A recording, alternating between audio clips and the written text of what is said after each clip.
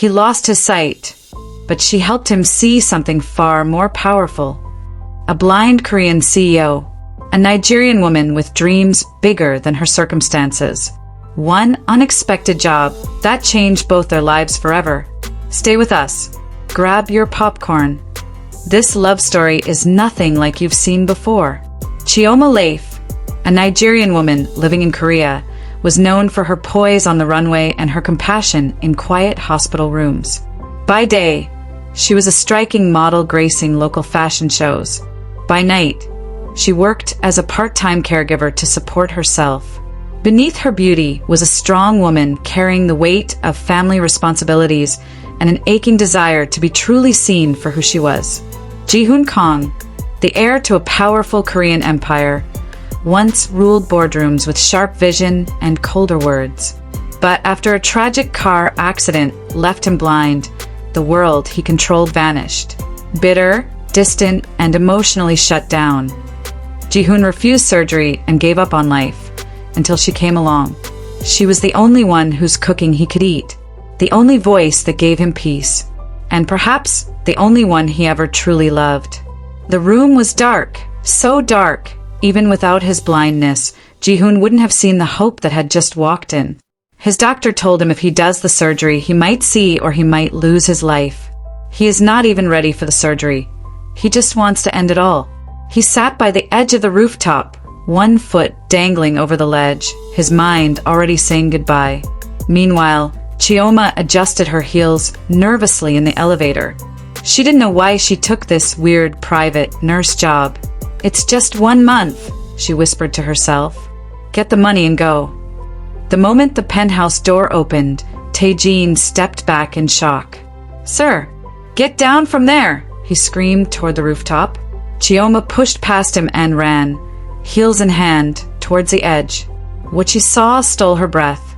Ji-hoon was facing the wind, whispering something. "To the sky? To God? I don't know who you are," Chioma said gently, "but please, please don't jump.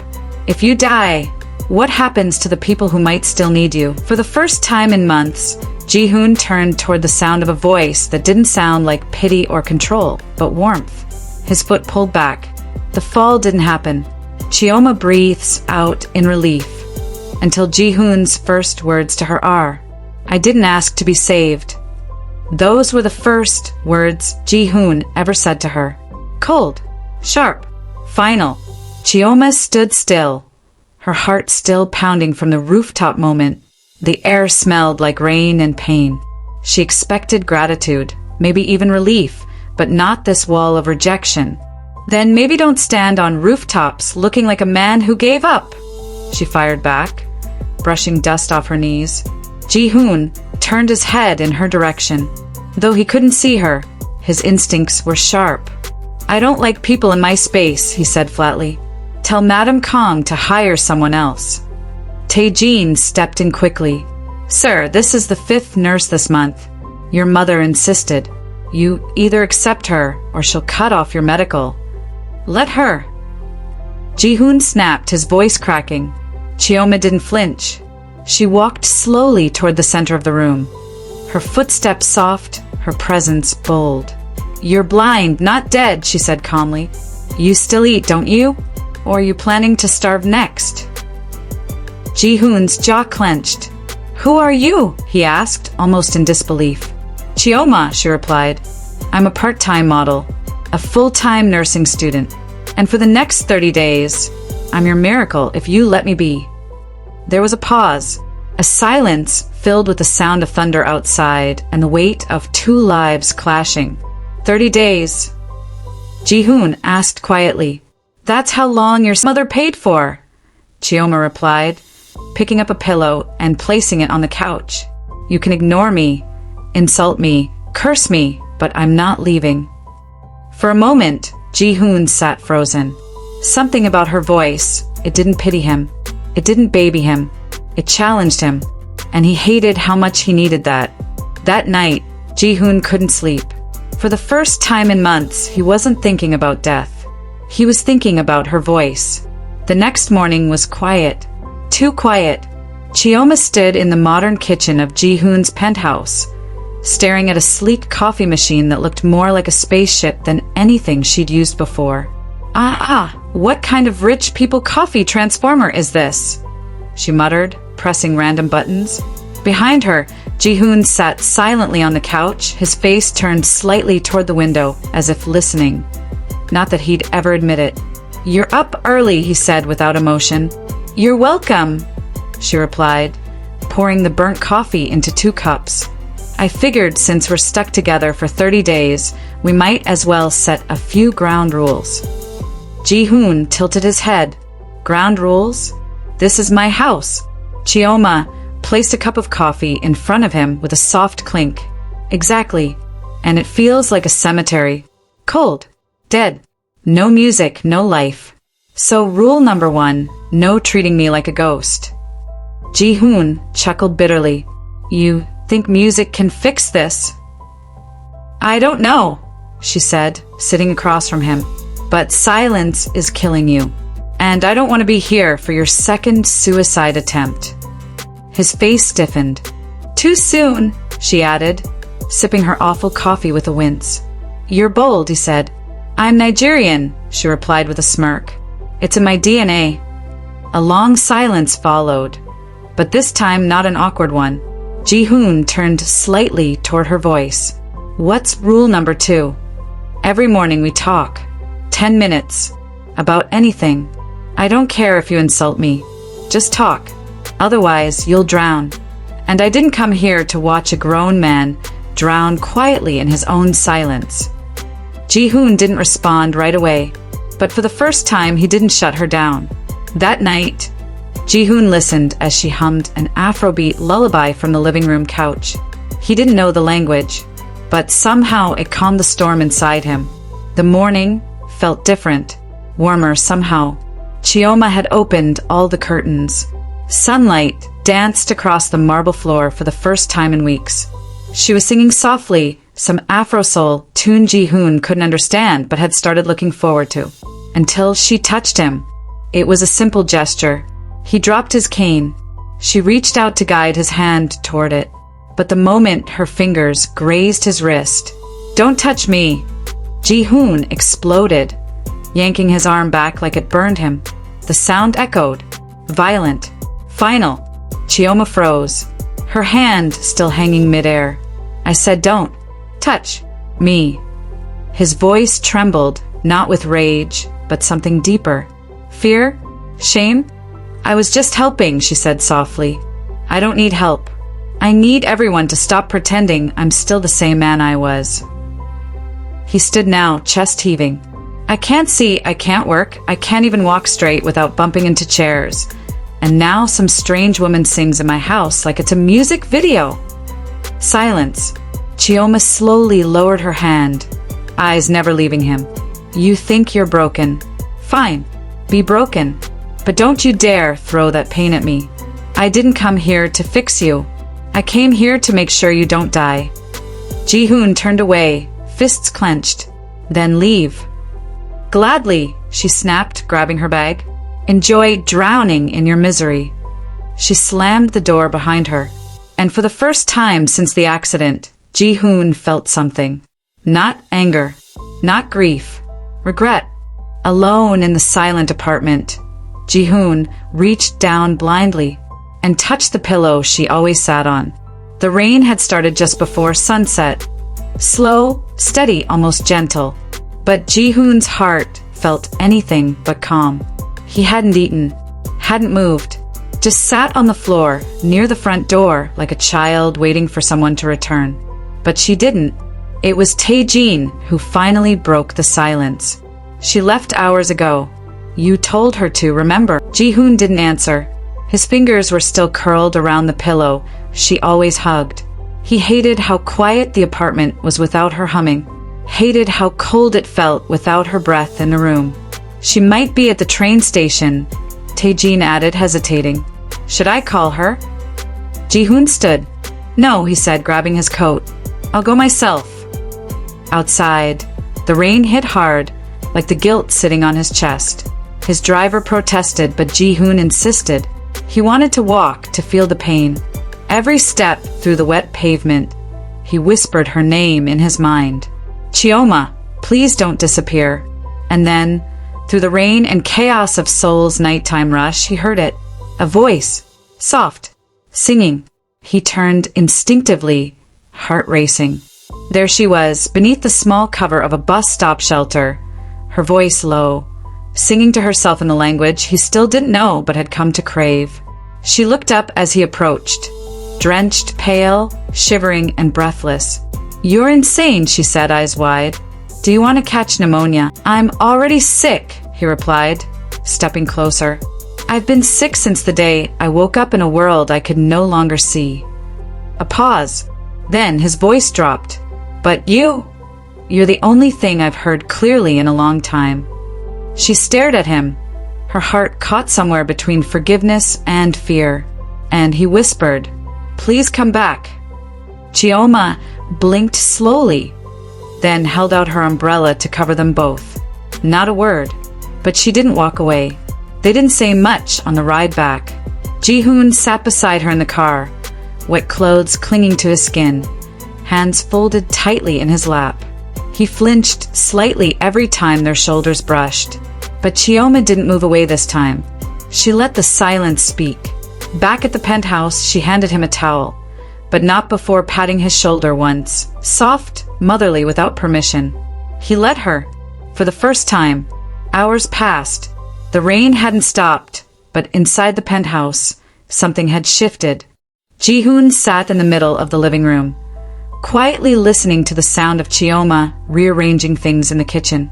She was humming again. Not singing this time, just humming. Do you ever stop? He asked suddenly. Stop what? That sound you make, he said, like you're keeping something alive. She paused, then smiled. Maybe I am. He hesitated. Can I ask you something? You just did. Why do you care if I live or die? The room fell still. Chioma walked toward him, slowly, barefoot, holding a cup of warm ginger tea. She placed it beside him, then knelt at his level. Because when my sister was dying, she whispered, nobody stayed. Not even me. I left, and I regretted it every single day after. Ji-hoon turned his head toward her. You think helping me will fix that? No, she replied softly, but it helps me breathe. A long pause. Then, almost childishly, Ji-hoon whispered, Can I hold your hand? She blinked in surprise. Then gently, carefully, she reached out and placed her hand in his. His fingers trembled. No one's ever held my hand, he confessed, voice shaking. Not like this. Not since. He didn't finish. He didn't have to. Chioma said nothing. She just gripped his hand tighter, as if to say, You're not alone anymore. Morning came too gently. Ji-hoon didn't sleep, but he didn't toss and turn either. Chioma had fallen asleep beside the couch on the floor, her afro resting on a folded blanket, her hand still loosely wrapped around his. He didn't let go. The sound of a door unlocking jolted the quiet. The penthouse door opened slowly, and in walked a tall, elegant Korean woman in a sharp beige coat and red lipstick. She froze at the sight in front of her. Ji-hoon, half lying on the floor in sweatpants, his hand linked with a strange black woman. Chioma, still rubbing her eyes, sat up slowly, confused and embarrassed. What is this? The woman snapped. Minesio. Ji-hoon's voice was cautious. Who is she? Minesio demanded. Your nurse? Your charity project? I gave you space, and this is what you do. Even if you have lost your sight, have you lost your senses? Chioma quietly stood, backing away. I'll just... No, Ji-hoon said firmly. Stay. Minesio turned to him, disbelief clouding her face. You can't even see her. What do you even know about her? More than I ever knew about you, Ji-hoon replied coldly. You left me after my accident, so what do you want? The slap of those words echoed louder than anything else in the room. Minesio narrowed her eyes at Chioma. You don't belong in his world, she said.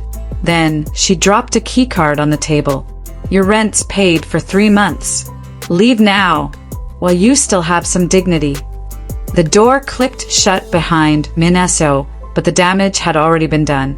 Chioma stared at the keycard on the coffee table like it was something poisonous. Her chest rose and fell, her jaw clenched tight. Ji-hoon reached forward slowly. "Are you okay?" "I'm not a beggar," she said quietly. "I know you're not." "Then why did she treat me like one?" Her voice didn't break, but her eyes shimmered. Ji-hoon tried to stand, fumbling slightly.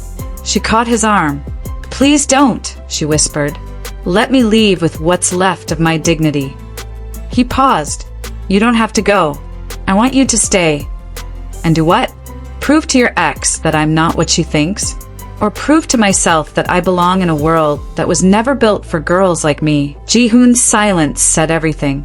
Chioma turned away and picked up the keycard. She walked to the trash can in the kitchen and dropped it in without a second thought. Then she came back to him, kissed his forehead gently and said, "Thank you for last night, but this is where I get off." And with that she walked out, head held high.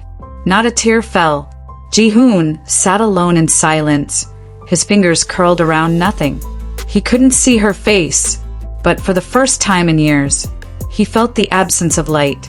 It'd been months. The apartment was silent, but Ji-hoon was still sitting there, motionless. The feel of her kiss still lingered on his forehead, like a brand he didn't want to wipe away. For a long time, he sat in the emptiness she left behind.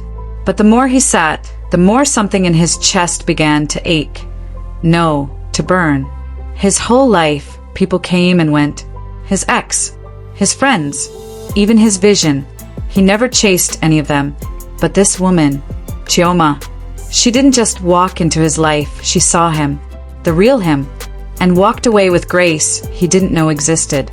Ji-hoon suddenly stood up, grabbing his cane. His voice echoed in the empty room.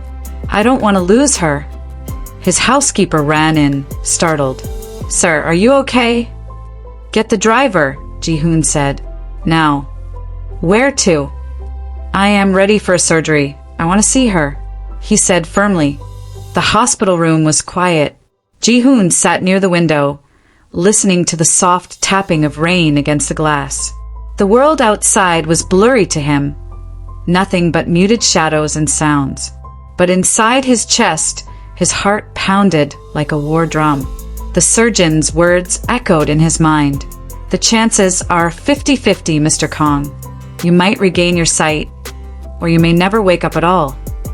For months, he had refused, too scared to lose the one thing he still had, his mind, his voice, his memories.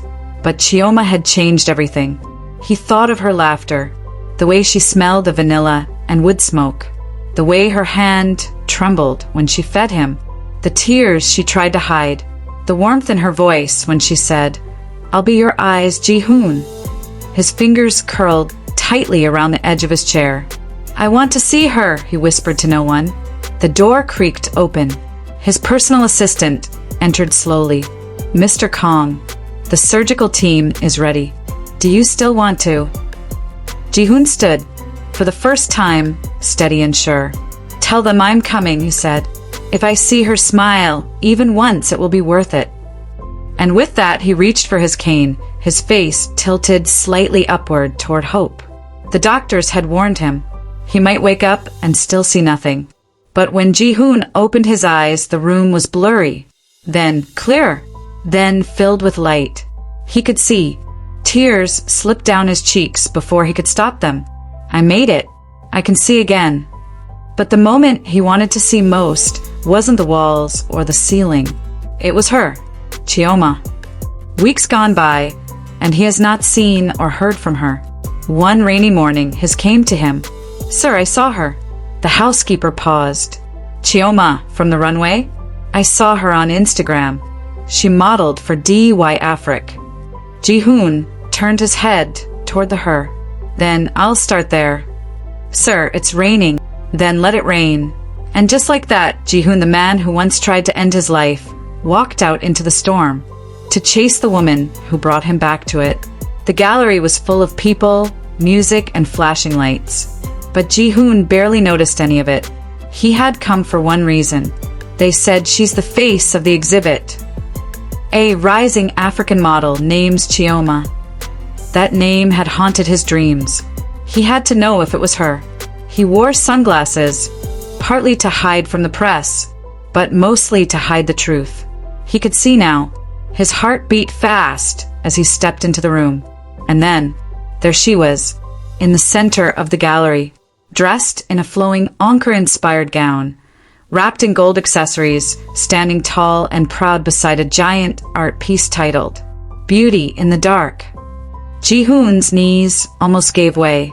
The lights hit her skin like moonlight. Her hair was in a high bun. She looked like a queen, but she hadn't seen him yet. Emotions crashing over him. This was the moment. He took a step forward, then another. The crowd parted as he moved closer. Chioma turned, slowly, sensing the shift in the room. Her eyes widened. Ji-hoon! He took off his sunglasses, and for the first time, he looked at her and she knew. Her hand covered her mouth. You can see? He nodded, barely holding it together. I risked everything for this moment, he said softly, and I'd do it again just to see you once. After the emotional gallery event, Ji-hoon didn't want the night to end in public whispers and uncertain goodbyes. He turned to Chioma and gently said, Come with me. There's someone who's been waiting to meet you. Chioma followed him silently, her heart thudding, unsure of what this moment truly meant. That night, Ji-hoon brought her to his home, not just as a guest, but as the woman who had changed everything. His mother was already waiting in the living room, seated quietly with a warm shawl over her shoulders. As Chioma stepped in, she froze, unsure of how she'd be received. Ji-hoon took her hand, looked into his mother's eyes, and said in a firm but tender voice, Amma, this is the woman who gave me a reason to hope again to live. I went for the surgery because I wanted to see her with my own eyes. His mother's eyes filled with tears.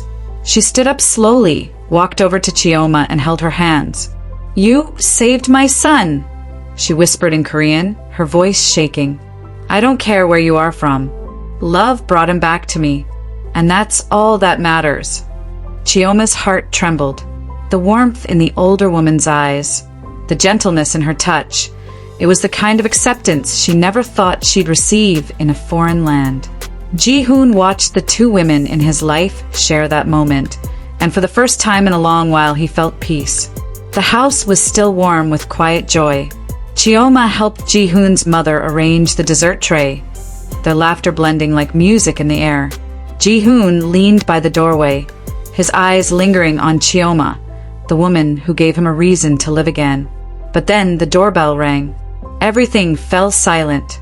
Ji-hoon opened the door slowly, and there she was. So-yeon, his ex. Always perfectly dressed, always dramatic.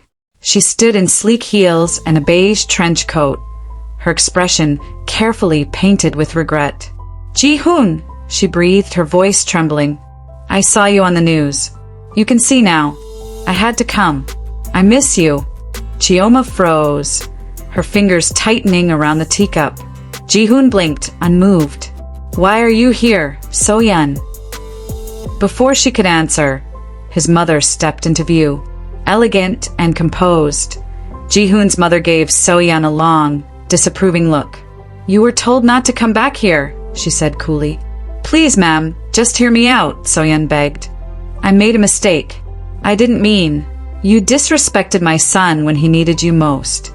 You mocked our traditions. You only want him now because the media made him desirable again. Turning to Chioma, she gently took her hand. This one stood by him. This one honors love. I support my son and I choose her too. So-yeon's proud face broke. Her moment was gone. And Ji-hoon? He never looked back. The smell of freshly cooked Nigerian jollof rice, mixed with Korean bulgogi, floated through the house like a symbol of love and unity. Chioma, wearing a simple yet elegant white lace dress, stood beside Ji-hoon on the rooftop garden of their newly opened Korean-Nigerian fusion restaurant. The same man who once refused to see a doctor was now smiling freely, his arms wrapped gently around the woman who changed his life. The city lights twinkled behind them like stars bowing to their love. A small crowd of guests, including Ji-hoon's mother, a few loyal friends, and even some of Chioma's newly invited relatives from Nigeria, clapped as the couple made their official announcement, not just of their restaurant, but of their engagement. Ji-hoon took the microphone with confidence.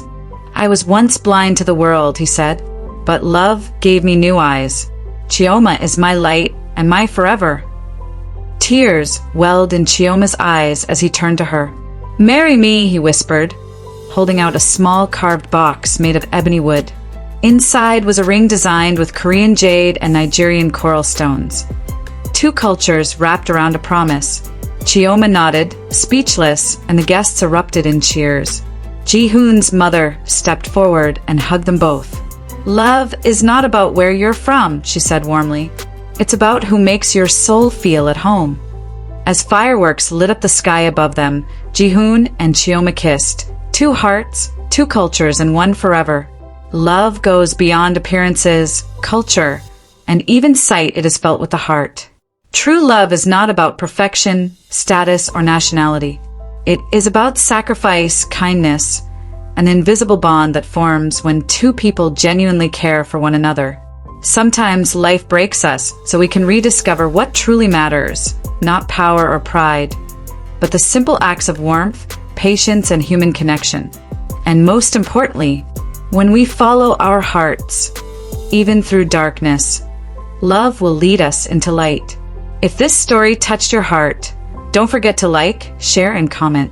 This is Afro Love Diaries, where every heartbeat tells a story.